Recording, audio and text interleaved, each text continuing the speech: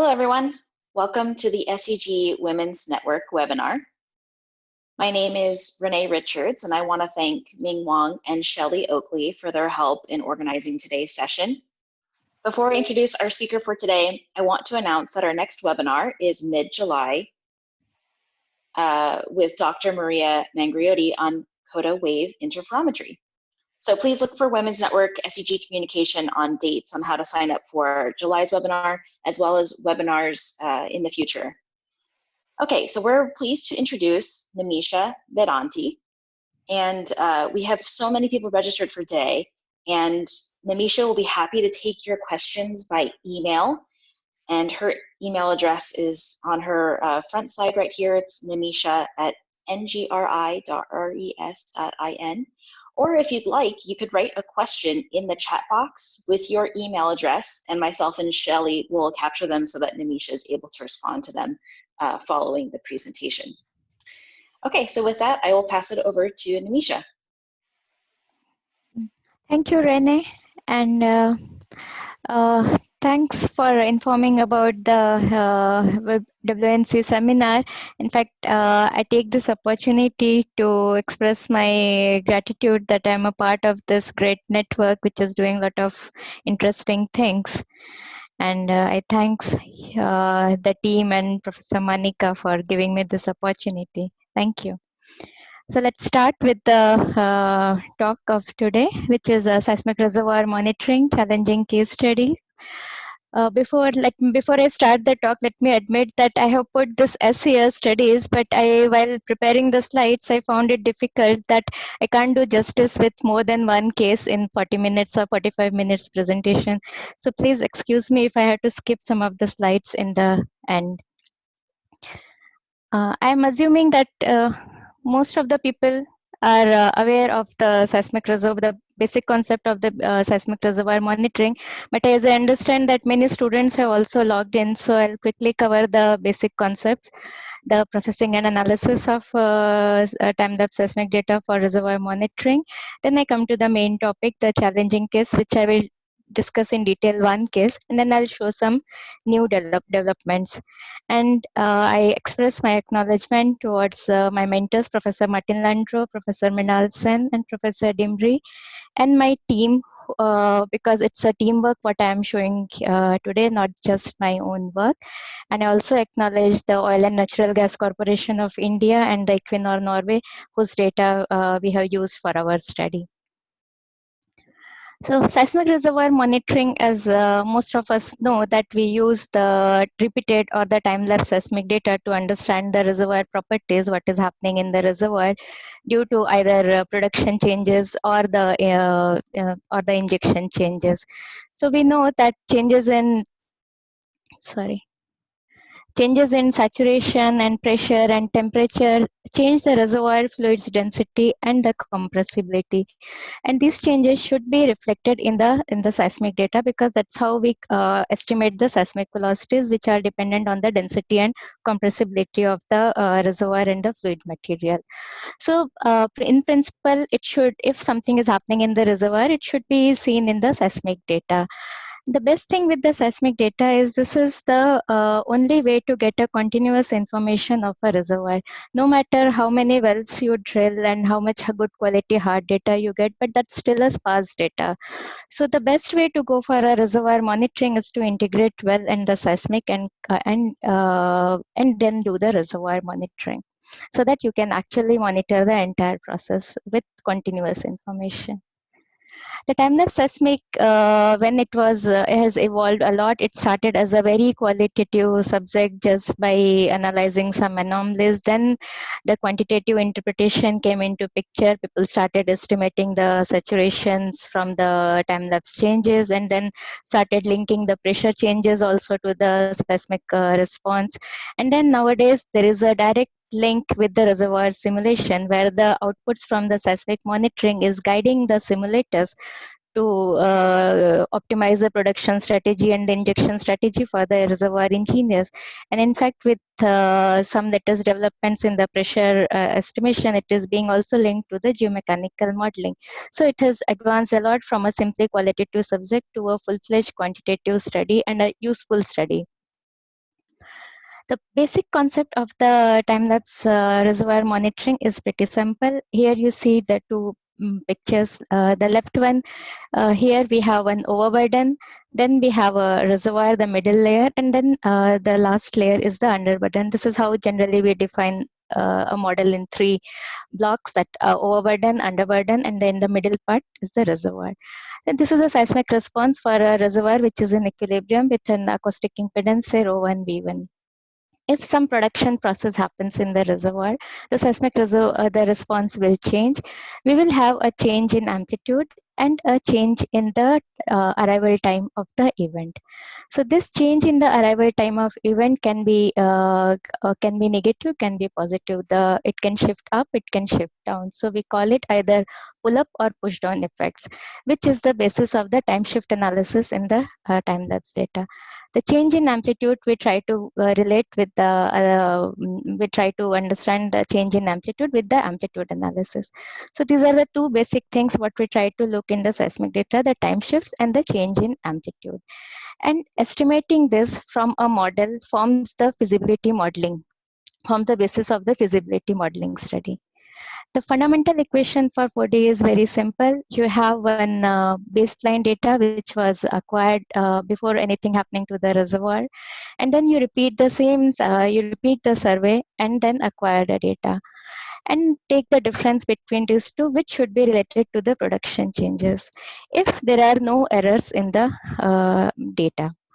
Now, entire 4D processing analysis process is focused on reducing and minimizing this error as much as possible, so that the difference will actually relate to the production change. Otherwise, you will always have some noise related changes which have nothing to do with the process happening in the reservoir. In the 4D feasibility modeling, which is the first step in any 4D study, we try to see that what are the changes are expected, whether these changes can be seen in the real seismic data or not.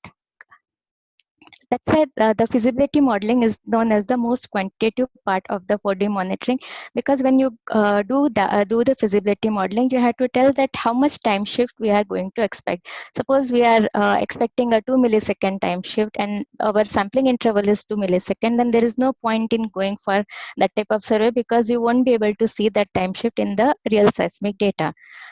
Another thing is the amplitude. So how much change in amplitude we are going to see given in the presence of noise in the real data, whether that much change in amplitudes we are able to see in the seismic data or not. That decides if there is any merit in trying to quantify the reservoir changes using time-lapse seismic data or not. So feasibility modeling is very important part of the seismic reservoir monitoring. When we try to do the feasibility modeling, we know that the bulk modulus and the velocities, the PV velocities, are the most widely used parameters which undergo change. And bulk modulus of in a reservoir, we mostly use basically the Gassman equation I'll show in the next slide. But what I want to show here is when the reservoir goes under production or any induction changes, and injection changes, the fluids in the reservoirs are changing. So the bulk modulus of the fluid is changing. When we talk about the reservoir fluid, it's not just one phase. There are several phases like oil, water, gas. So that's why there is a summation, and the S is the saturation of that phase in the reservoir. So this is kind of harmonic average which we use to compute the bulk modulus of the fluid present in the reservoir. Similar concept for density, but here we use the standard average, the arithmetic average here, with their saturation component. So if there are three phases, we will have three gas, water, and oil, three components here. So changes in fluid will have change in the fluid bulk modulus, and this is the basic Gassman equation which is being widely used to relate changes in the reservoir properties to the seismic velocity, which is shown here in the equation. This is the standard equation everyone knows for the PV velocity. Here, what is changing in the entire equation is the KFL, that is the fluid bulk modulus. Rest everything do not change. the frame bulk modulus, the grain modulus, the porosity, in the most of the cases, these do not change. Sometimes due to compaction, the porosity is changed, and then you have to consider those when there is a large pressure change, compaction happens, and then the porosity is changing. We have to consider those effects, but in general, it is not considered. If some damage happens to the frame, then only the frame will change. Otherwise, it doesn't change because of movement in the fluid. The grain modulus also doesn't change, but if any chemical reaction is happening between the injection fluid and the reservoir rock, there are possibilities that the grain modulus change. And in fact, we have done some studies to relate it with the attenuation, which today I'm not covering, but I will cover this part in detail in my HL lecture, when I'll relate this change in grain modulus to the attenuation and the time-lapse effect of that. But for now, let us assume these do not change. Another parameter what we assume do not change is the shear modulus. But the case study what I'm going to show you is on heavy oil. The heavy oil doesn't follow this. In heavy oil, there are chances that shear modulus may change. So sometimes these equations are not valid depending upon what fluid you have in the reservoir. Now, when we see here that the P wave velocity can be directly related to the saturation if by computing this Gassman equation. So the next slide shows that the change in velocity, there is a linear relation between the saturation and the change in velocity. This K is not the bulk modulus. This is just some constant we have put to show there is, in ideal case, there will be a linear relationship between the change in saturation and the change in the P wave velocity, which can be related to the rock physics input. We also know that the change in velocity will cause a change in time shift, which I have shown in the basic slide, where I discussed the pull down and push down and pull up effect. So where velocity is inversely related to the travel time. So if we combine these two equations, we see that the change in saturation can be estimated from the change in travel time. So this is this is how it now the equation comes to the quantitative interpretation, that if we are able to see the change in time shift in the reservoir, like this figure shows that this green layer is the oil, and if after oil is completely produced, the pores are being occupied by the aquifer water, and now you have another velocity altogether here. But this change in saturation should be seen in the change in time shift if it is not that if data is not that noisy. But please note that whenever we do the rock physics analysis, we assume there is a uniform saturation, and there are some more assumptions required for the Gassman equation, which I recommend students to go for the rock physics handbook and all. Sometimes it doesn't work. Now, another major change what happens in the reservoir is the pressure change. When we talk about pressure in the reservoir, there are three terms come into picture: the overburden pressure, the pore pressure, which is the fluid pressure, and then the effective pressure or the effective stress. So this model shows that our reservoir is always sandwiched between one overburden layer and then one underburden layer. So overburden, entire rock column above it exerts some pressure on that, which is the overburden pressure. And however, the reservoir fluids try to maintain the equilibrium in pressure by exerting in the opposite direction the pore pressure. Now, effective pressure is the difference between these two. And most of the time, this is what we measure, this effective stress or effective pressure.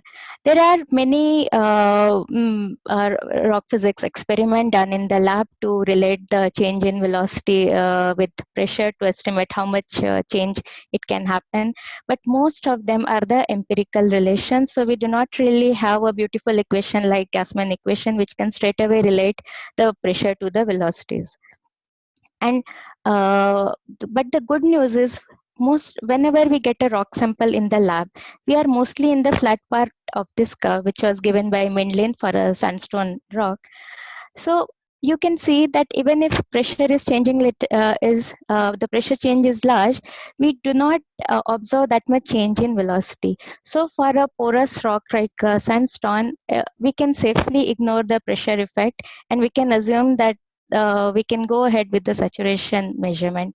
Sometimes what happens that there is a large reduction in the pore pressure, and then that the volume will be reduced, and then the porosity will be reduced, and the velocity will be increased. So if this happens, then this effect has to be considered. Otherwise, we can safely just estimate saturations and then go ahead with the feasibility study. Once our feasibility study recommends that a reservoir is good for 4D, which means the rock modulus is less, the fluids are compressible, we see a good change in saturation, the reservoir porosity is good, and the impedance changes are good, which can be seen in the seismic. We may recommend it for 4D study. And if the legacy data is available, we can also look to the image quality, the resolution, if the fluid contacts are visible in the seismic or not. That guides the seismic acquisition. So acquisition of 4D is exactly same like 3D or 2D acquisition with the good quality. The only important issue is repeatability.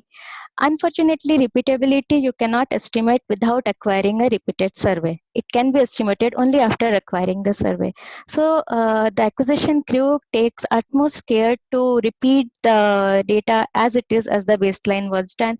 But even then, some residual errors will be there because you cannot exactly repeat that. And especially it's very common in the land service to have very low repeatability. The repeatability of two surveys is being estimated by this equation, which is known as the normalized root mean square, which is nothing but basically we try to analyze the difference between the two traces of the two different vintages, that how different they are and how good they correlate with each other. So this is the formula we use. And if the two surveys are exactly repeatable, you will have a zero value, which means both are same, which the most ideal case. But generally, with good quality data, we get 10 to 20% of the NRMS. If the two data sets are totally different, totally uncorrelated with each other, then the maximum value will be 200. And once you acquire the data in the land, you will have something around 60 to 50% repeatability. The marine surveys will always have less NRMS because you can repeat. It's easy to repeat in the marine, and you don't really have a lot of overburden near surface issues in the marine data. So with the land data, you have to struggle a lot. So the best thing with the 4D processing is to make the data now repeatable. Once you have acquired the data and you know that it is not that repeatable, it is not like that you cannot do anything with that data. Even if your data has got very high NRMS value, say 60% or 80%, the 4D processing, if it is done carefully, can reduce that and bring it back, bring it to 30% or so. But before that, we should be very careful while processing the 3D vintages independently. We have to take utmost care in preserving the amplitudes, not playing much with the amplitudes, and whatever coherent noises or any spatial issues are there, that should be dealt in the respective grids before bringing both the vintages to the same grid for the further processing. In conventional 4D processing, we also try to use the same velocity for stacking and migration, but sometimes it doesn't work because if your reservoir is undergoing huge velocity change, then using the same velocity for migration, it's not advisable. So nowadays many people are using the time-lapse velocity analysis, but which is an advancement. In conventional time-lapse analysis, people use the same stacking velocity. So once your data is fully processed, you brought it to the same grid. These are in the rectangle shows the main 4D processing steps. Many people call it the pre-4D, not the 4D processing steps. This is basically done to bring all the traces of the two different vintages to a same platform where their amplitudes and time shifts can be compared, and then further differences can be analyzed. When something happens in the reservoir, it affects the reflections, all the traces from the reservoir, and all the reflections below that. It doesn't affect anything above that.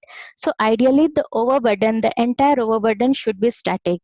but that doesn't happen, especially in the land data. It will never happen. So with my practical experience, what I'm telling is, what generally we do, that we assume a static window which is above the reservoir, maybe 250 millisecond or 200 millisecond static window, where we are sure that that window is not affected by the process, anything happening in the reservoir, and not really affected by the near surface changes happening in the overburden.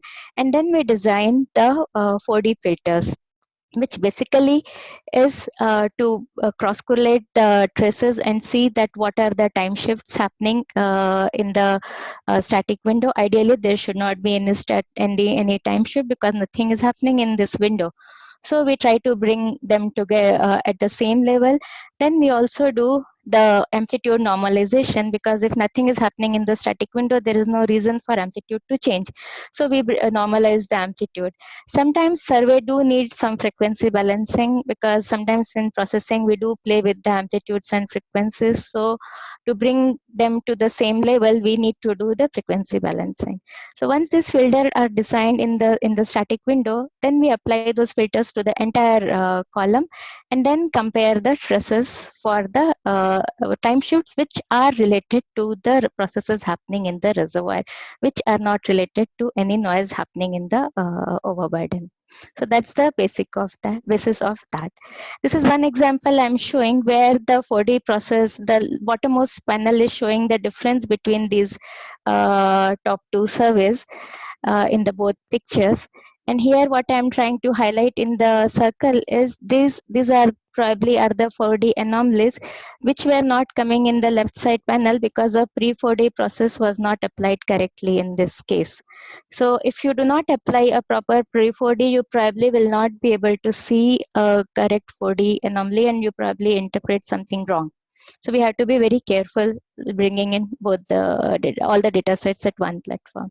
Now coming to my challenging case, I have picked one of the most successful ONGC's project of Balul, which is a heavy oil case in which in situ combustion is being implemented. And I'm glad to inform that this Balul is one of the few successful in situ combustion programs which were implemented around the globe by Oil and Natural Gas Corporation of India. But initial stage project had hiccups, and we were involved in the research part of that. So I'll share some results from that.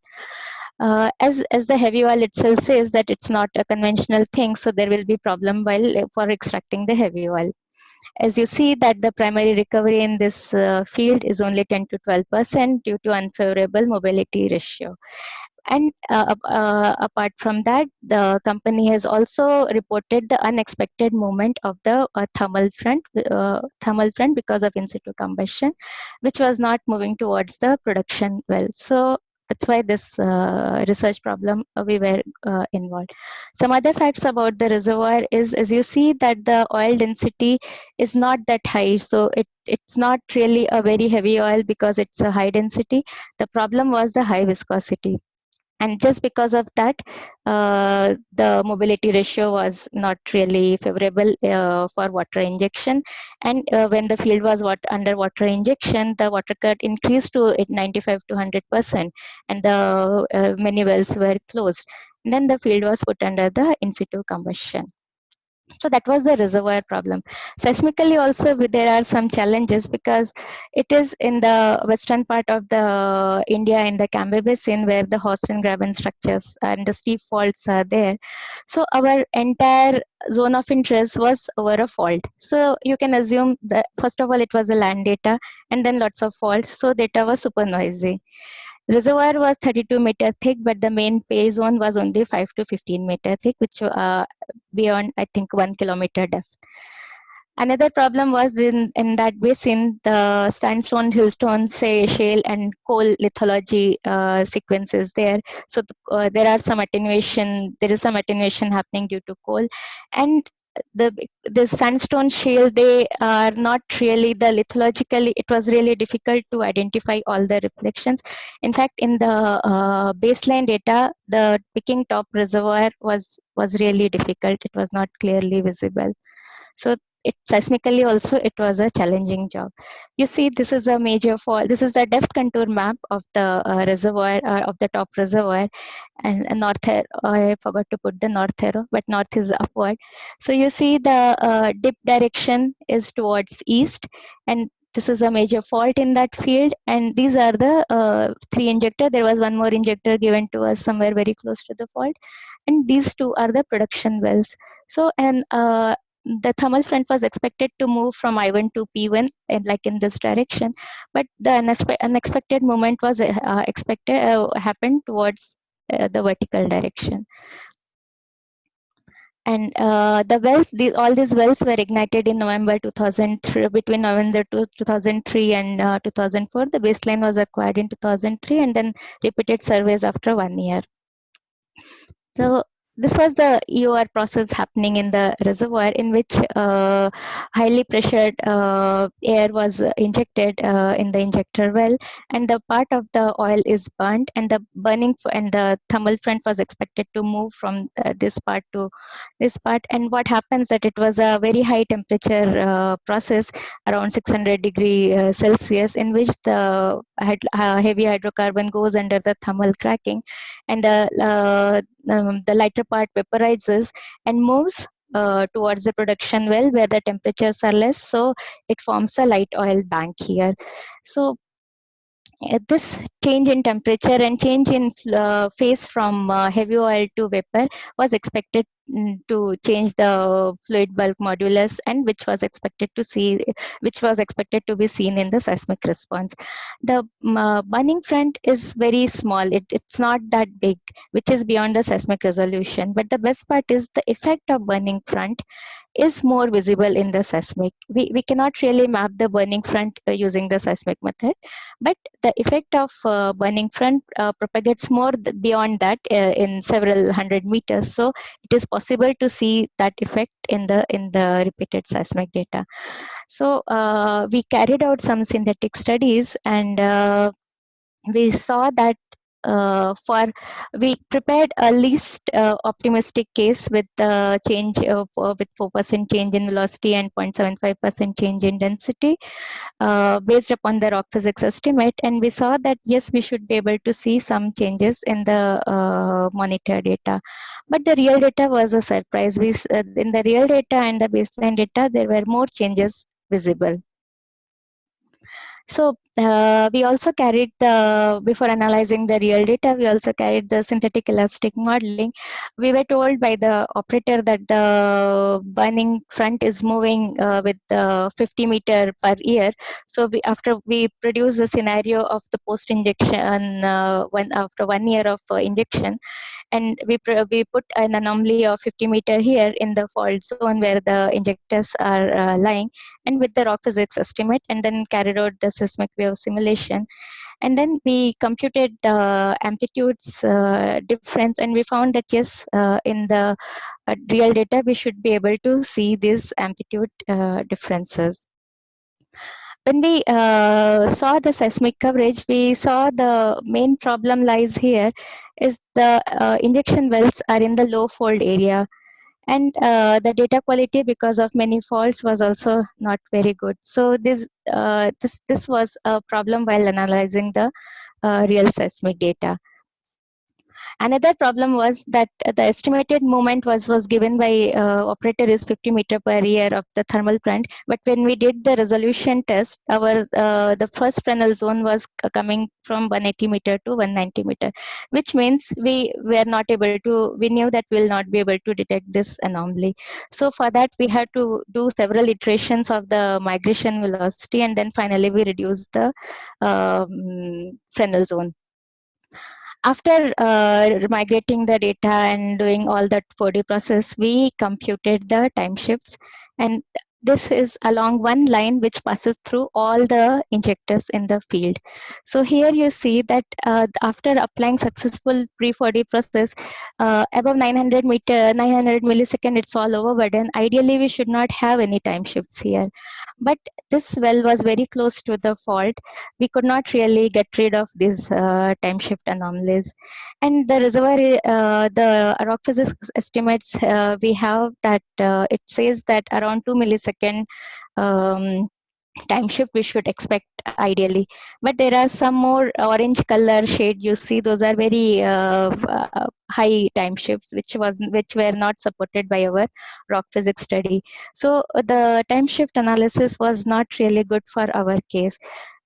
We had to get rid of these noises, and then we have to get rid of these high time shifts also.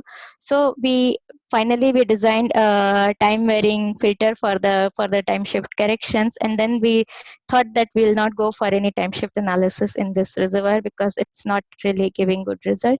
We corrected the entire volume for the time shift correction and then prepared the amplitude difference map for the basin first monitor, and that reduced a noise a lot, because after doing all that time shift correction, the repeatability of our survey came to around 38%, which was initially 60%. Now here you see that there is lot of noise, but the this encircled part, there are injectors here. Here there is one amplitude anomaly visible, and all the injectors had underwent amplitude. They are exhibiting amplitude anomalies. The bright amplitude anomaly here, there are some wells, but we did not have data of that. But we were told that these are probably some noise and the production effects. So we really were not, these results were not really very conclusive, but only information we could get from this is that yes, there are some amplitude differences at the injection wells, which are probably due to the injection process happening. And we see one anomaly at this first well, which is not towards the production well. The production well is lying here, which is not moving towards the production well, which means probably there is something happening towards the northwest direction. So we carried out further inversion. We did the stochastic and deterministic inversion, but in fact we developed our own algorithm also to compute to estimate the stochastic to compute the impedance using the stochastic process using a fractal West method. But that was a high resolution method, and in presence of large noise in the data, that result did not give very good, that method did not give very good result. However, in this case, deterministic, the simple inversion worked better. Here you see both the pictures are showing the impedance values, and this was the high impedance which was converted to the low impedance anomaly in the monitor case. And we estimated that all the injectors underwent some percentage change, but the first injector marked here underwent 16% change in impedance. In this also, it is the right panel also, you can see the impedance change is happening, which was quite measurable. So we were surprised that if all the injectors are injecting at the same time, why the only first injector is experiencing maximum change in impedance. We also observed that the impedance anomaly's direction is not towards the production well, it is moving towards the northwest direction. So that was another surprising result we found from the impedance inversion. Then we correlated the injection data from given by the operator. We found that the 16% impedance change were happening in the injector well, which is happening due to more air injection happening in that well. Rest other wells were having the same air injection rate. And for we also found from another study which was published by Kumar et al. That there are some small discontinuities and faults in that area, which are not being picked by the seismic, but probably those are the pathways which are which are helping the thermal front to move in the undesired direction, which is towards the northwest direction. Here you see the right side picture, the Balul field is here, and there is an adjacent Lanwa field which is in the northwest direction of the Balul field. So we thought that it is moving from Balul to Lanwa. We also tried to see the evidence of air leaking in the seismic from the seismic data in the sand layers below and above the reservoir, but the detectability limit was low, so we could not really show any evidence of that. But the wells in the adjacent oil field supported that theory that yes, it is moving towards the adjacent well, because the two wells in the adjacent field reported the increase in oil production and decrease in water cut. The blue curve is the water cut and green curve is the oil production, which was happening after the Balul wells were put on in situ combustion. So we further carried out study, and then we carried out some multi-attribute analysis and computed the porosity maps, and then used empirical relations to estimate the permeability, because now we were sure that there is a permeable pathway which is guiding the movement of the thermal front, not towards the production well, but towards the other field. And we could map very clear permeability trend in the reservoir. So this was one of the success story of the 4D seismic, which was challenging, but we could map the permeability direction, and we could answer that why the thermal front is moving in this direction.